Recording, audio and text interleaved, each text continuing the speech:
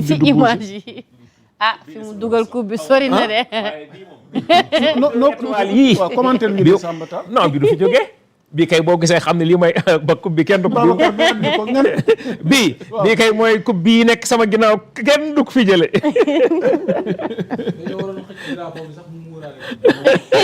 kon du feeñ. non boo amee 3e trophée nga koy moom à partir de 3e. à partir de 3e trophée d'accord à tout moment da war nañ ko delloo. dañ koy delloo quoi. Thioune balaa may ñëw ci jëwriñ ñëw volet juridique bi quoi c'est-à-dire chance ak possibilité yi ñu am bu fekkee dañuy contester. les éléments d'appréciation. tribunal la mujj atterrir. et d'ailleurs président CAF nee na. décision bu tas jël. da koy da koy nangu. continuer amul choix kay. merci. mooy def la fi sës. te mënul ñàkk faaw mu am. comme tey président bi dàq la nga ne décision bu jël am na. ay cuccu. doo fay ñàkk. maa ko wóolu. loolu koy wax bi Samba Real ne la tëj. ki ngeen na dëggul sax mun na ko dàq. kan justice ngay rek mun na ko dàq. donc xam nga Maroc dañu bëgg a réécrire l'histoire. C'est ça la vérité. ñu bëgg a réécrire l'histoire.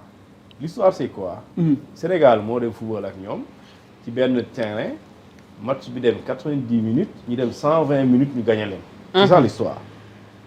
ñu déclaré Sénégal vainqueur, le Maroc vaincu. ñu jox leen seeni lépp lu ñu leen war a jox séddale sax comme ni mu waree nga xamante ne ci tolluwaayu médaille yi bokk ki ñu dóor ak ki dóor du bokk lu ñuy jot. ci traitement bi ak fierté contentement ci terrain bi seen émotion bokkul. loolu c'est ça l'histoire. léegi loolu ñoom fu ñu bëgg a langaam loolu mënul ne parce que le débat c'est quoi ñoom ils nous parlent d'abandon avec forfait. mais abandon avec forfait loolu. da nga koy faram-fàccee et pare am na condition cumulative yi tax abandon avec forfait mën a exister parce que abandon avec forfait mooy da ngaa nekk ci terrain bi match bi jeexagul nga gedd dem sa yoon mais boo geddee parce que dafa am gedd ñëw ak gedd ba ñu ñëw léegi pour mu nekk abandon avec forfait il faut ces 3 conditions ces 3 éléments là sans lesquels amul abandon par forfait mooy bu njëkk bi mooy yow da nga bañ clairement football nga gedd dem nga clairement football nga bañ nga dem beneen bi mooy nga def lu ñu tuddee aller non retour xam mën nga gedd taxaw ci terrain bi du nga football mooy refus de jouer football mooy premier élément bi deuxième élément bi mooy aller non retour mooy dem nga waaye nee nga doo ñëwaat comme ce fut en 1976 ñoom danoo dem mais ñëwaatuñ léegi troisième élément bi mujj bi mooy lorsque loolu yëpp bu amee l'arbitre nekk dans l'impossibilité de poursuivre le match su boobaa quand les joueurs sénégalais quittent le terrain Maroc rek des arbitre bi amul choix bu dee sénégalais nee nañ lank na ñëwuñ mooy refus bi mooy catégoriquement ñëwuñ ñu dem ci vestiaire bi ne duñ delluwaat léegi arbitre bi il sera impossible de poursuivre le match léegi loolu mooy élément bu troisième bi léegi lii bu dajalowul mënoo wax abandon parce que ils n'ont pas abandonné léegi ñoom lu ñuy def mooy c'est un retrait temporaire parce que ils sont revenus te fee dañ la ne aller non retour non retour mooy dem doo ñëwaat mais ñoom danoo dem ñëwaat léegi article 82 loolu lay wax article 82 daf ne pour nga wax abandon avec forfait il faut parce que daf ne l'équipe qui quitte le terrain ou refuse de jouer sans la fin du temps réglementaire et sans l'autorisation de l'arbitre arbitre bi day déclarer équipe boobu perdante il faut loolu kay mooy lan si terrain bi kay arbitre bi kay dafa war a jël décision mais arbitre jël décision arbitre ce qu'il a fait c'est quoi dafa entériner la reprise du match donc foofu y a pas impossibilité de reprendre le match mais dafa daganal match mi commencé waat la preuve bu joueur yi delluwaatee li ko CAF wax daf ko ne sanctionner le comportement de tout joueur bi bokk ci match bi taxaw loolu dañ ko sant moo tax mu génnee carton yu dóor waaw loolu CAF wax ok kon CAF kon ci règlement intérieur bu CAF bi moom arbitre donte moom lu ma lii yëpp moo ko créé waaye moom mu ngi def lu ko CAF sant. léegi yow bu mu defee loolu pare li indi coow li mooy le penalty continuer nga tirer ko ñooñu tirer ñu raté. match bi yemu fa mu continuer encore ñu dem prolongation. billaay ñu dem prolongation boobu ñun ñu dugal Maroc essayé ñu dem ba temps bi jeex temps c'est pas pour rien l'arbitre sifflé quand l'arbitre siffle loolu mooy la fin du temps réglementaire. kon temps bi jeex na. temps additionnel bi lépp jeex na 3 fois lay sifflé. waaw léegi bu jeexee mooy la match kay coup d'envoi la ak coup de sifflet final. vraiment léegi nag loolu soo demee ci 42.7 article 43.7 daf ne décision arbitre yu mu jël ci kaw ci biir terrain bi en aucun cas waxul ay ne peuvent de daf ne en aucun cas amul luy tax nga mën a dellu ginnaaw ci loolu nee na mu ne lan les décisions sont irrévocables nga mën ko comparer comme les décisions du conseil constitutionnel su la waxee mënoo bokk jëlul ngay sonn doo bokk donc ñu ne la les décisions ne sont susceptibles d'aucune voie de recours c'est un peu ça dañ ne les décisions de l'arbitre sur les questions de fait dans le terrain d'accord mënoo ci dellu ginnaaw. c'est pourquoi on dit l'arbitre est le maître du waaw loolu la parce que sur le terrain la seule autorité c'est l'arbitre sur le terrain la seule autorité c'est l'arbitre c'est pas le président de la commission des arbitres c'est l'arbitre en tant que tel kooku mooy autorité bi kooku bu waxee loolu la ñuy def léegi ñu ne la décision yi muy jël diggante commencement bi ak fin bi loolu su ko bindee du neñ léegi ñu ne ko arbitre bi CAF ne ko vous avez 48 heures pour nous produire un rapport sur le match. Et ce rapport qu'est-ce qu'il va mentionner léegi CAF boobu lu muy kaas nii tey maintenant dañuy def la commission de discipline mais commission boobu janvier danoo daje sukkandiku ci match valide boobu pour sanctionner ay joueurs. waa léegi naka ngay sukkandiku ci match bu valide parce que valide bi. quand je dis valide nga sanctionné. waaw en fait il se contredit quoi. sur cette base du match valide nga sanctionné ay joueurs parce que da ngeen ne joueurs yooyu yéen a yor ay serviettes yéen seen supporters yi ñoo saboté. nga amande leen. ay dollars. yaa ngi dégg nga amande leen sur la base du match valide. benn serviette beaucoup waaw ci équipement léegi si le match est valide kay y a un score final.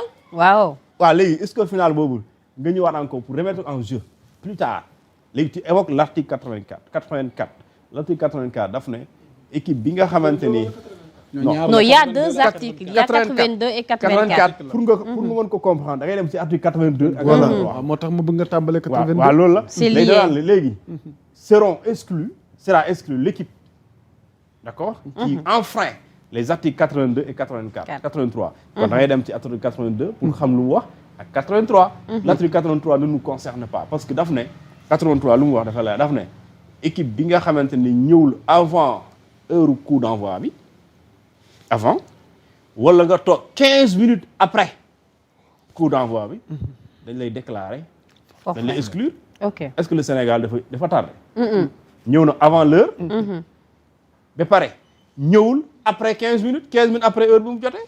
léegi nan la koy concerné ñun 82 bi la ñu war a waxtaanee boobu moom mën nañu ko waxtaanee parce que daf ne l'équipe qui refuse de jouer ou qui quitte le terrain sans la fin du temps réglementaire et sans l'autorisation de l'arbitre kooku bu dee score bi sa équipe adverse moo la dominé bu dee ñëwaatuloo dañuy conserver score boobu bu dee moom moo la dugaloon mu dem dañuy jël lu mu am jox la ko yow defal la 3 defal ko 0. mais day à condition que ñëwaatuloo moo tax ma limal la ñetti conditions yi. mooy kon 3-0 yi foofu la jógee. waaw foofu la 3 lañ lay defal 3-0 léegi foofu dañ la ne. dañuy laaj ñun ñoo ko dugal. non foofu waaw non li muy leeral nii dafa am solo parce que ñu bëri comprendre ñu 3-0 yi ñu leen defal fu mu jógee. non 3-0 foofu la nekk. léegi ñu ne la mais pour loolu nga mën a def 3-0 yooyu balaa ngay décider il faut que équipe bi génn soit l'équipe qui a refusé de jouer ou qui a quitté le terrain sans l'autorisation de l'arbitre il faut que l'équipe boobu la volonté de refuser la volonté bu mu am bañ a fubalaat boobu au-delà de cette volonté il faut que dem bu mu dem mu leer na dootul ñëwaat mu créer situation d'impossibilité pour l'arbitre mu continuer match bi. mais pour le Sénégal loolu amul de moom. pour le Sénégal les joueurs yi dem taxul ñëwaat nañu arbitre bi sifflewaat kon kay y a pas impossibilité de poursuivre le match. léegi arbitre loi numéro 5 daf koo tënk foofu tamit. waaw da ko tënk léegi ci loolu. état du Sénégal bu continuer day am dëgg. dama ne. mais attention. ah attention aussi. waaw ci élément juridique yi ñu yóbbaale ak yan avocat la ñu war a jël par rapport ak loolu loolu. problème avocat yaa ngi fi. même Moussa Sarr. non amul ku ko gën a attention xam non parce que benn avocat rek la ñu jëloon. non. non mais dossier yi bokkul Abdoulaye. attention sur quoi. non c'est-à-dire que Maroc affaire lobby yi tamit daf ci am doole. waaw mais tas loolu amu fa de. non tribunal fait loolu amu foofu. les argument contre argument de. fee loolu xam nga lu fa am c'est des textes bien ficelés. jamono jii ma wax ak yow. y a un mais de. amul mais. le tribunal a été créé en 1984. daanelal foofu jëwriñ ci yow laa bëgg a ñëw. à l'heure où je te parle. il y a au moins 12 000 affaires. pendantes plutôt ñu yóbbu foofu noonu ñu koy traîner. yaa ngi dégg ñu fa ne le TAS est une juridiction indépendante kenn moomu ko. et crédible indépendante yaa ngi dégg donc tey soupçon de corruption yi mais mën nañ ko teg ci table. tey et il y a un conflit d'intérêt manifeste. Le président de la Fédération royale marocaine de football, Fouzi Lekja, c'est un ministre en charge du budget marocain depuis longtemps. C'est lui le président de la fédération, c'est lui le vice-président de la CAF. C'est-à-dire que Patrice Motsepe bu jógee fii wala mu démissionné moom moo koy remplacer. C'est lui le président de la commission des finances de la CAF. ba pare bokk ci commission arbitrage ba pare am possibilité bokk ci ñu koy tànn l'arbitre Patrice li ñu tuddee comment il s'appelle encore Jean-Jacques Ndala. mais Jean-Jacques Ndala dañ ko changé à la dernière minute. commission arbitrage l'article bii wax loolu daf ne les arbitres et les arbitres assistants sont désignés par la commission des arbitres nommément. La commission des arbitres ñu ngi ko nommé le président bi il s'appelle Olivier Kaben. Olivier Kaben c'est un Congolais. Il a été nommé waxuma la élu de nommé octobre 2025 2 mois avant la CAN. ki mu remplacé c'est un Béninois daf ko remplacé parce que dañ ne Béninois boobu dafa am ñàkk maandu bu mu am wóoluwuñ ko ñu remplacé ko parce que y avait la CAN féminine et le Maroc d'ailleurs accepté na organiser la CAN féministe tout à l'heure bi na communiqué pourtant daf doon jamono yooyu passé dafa bañoon mais tey nangu na lu tax mu nangu loolu parce que c'est lié léegi ñaari arbitre bi l'arbitre central bi Jean-Jacques Ndala c'est un Congolais te nee naa la commission arbitre moom mooy tànn nommément les arbitres les 3 arbitres assistants ils sont tous des Congolais au nom de quoi ba pare ñu ne la arbitre yooyu da ngay tànn arbitre di ci arbitre liste FIFA reconnu par la FIFA waaw léegi au nom de quoi 54 pays les 4 arbitres forcément Congo la ñu war a jógee et le président de la commission des arbitres Congo la war a jógee ça veut dire que 5 nit ñun 54 nations 5 nit yëpp Congo la ñu jógee nga gis aussi seen comportement mais pareil c'est lui le président qui vient dire que commission des arbitres mu ne serviette bokkul ci matériel et équipement waa léegi Kawaski bu muy yoree sunu bouteille yi duñu bind loolu lan la bu ñu bind loolu bokk na waaw loolu c'est vrai que Kawaski aussi c'était la waaw même chose. léegi ramasseur de balle lan lay jéggee ramasseur de balle da ngay for balle sànni ko doo jéggi mais lan lay ñëw di xëccoo di nëbb moo set boobu waaw ñeme na wax ne gisu ko xoolal Maroc dama ne nous on a beaucoup d'éléments yu wane ne ñun dañoo nekk ci dëgg et la fédération sénégalaise bu football bu taxawee bu baax laa bu demee tas day am dëgg et bu amee dëgg la CAF waa CAF ils sont obligés de se soumettre de se soumettre ils n'ont pas le choix sax sonn am na solo cuun am na yeneen point yu ñuy xaar bu leen yàkkamti ñëw jeexal vite fait ak jëwriñ Diassé lim ciy dolli laataa ñuy ñëw nag ci waxtaan wi ñuy xaar ci kanam jëwriñ lan ngay dolli ci situation bi ñu ko waxee démb rek kii moom bataille judiciaire la quoi moom moo ci des bataille judiciaire la xam naa ne moom Fouzi boobu marocain bi ku dëgër bopp la non ku dëgër bopp la te ku yëg boppam la moom yaakaar na ni lu mu bëgg ci kaaf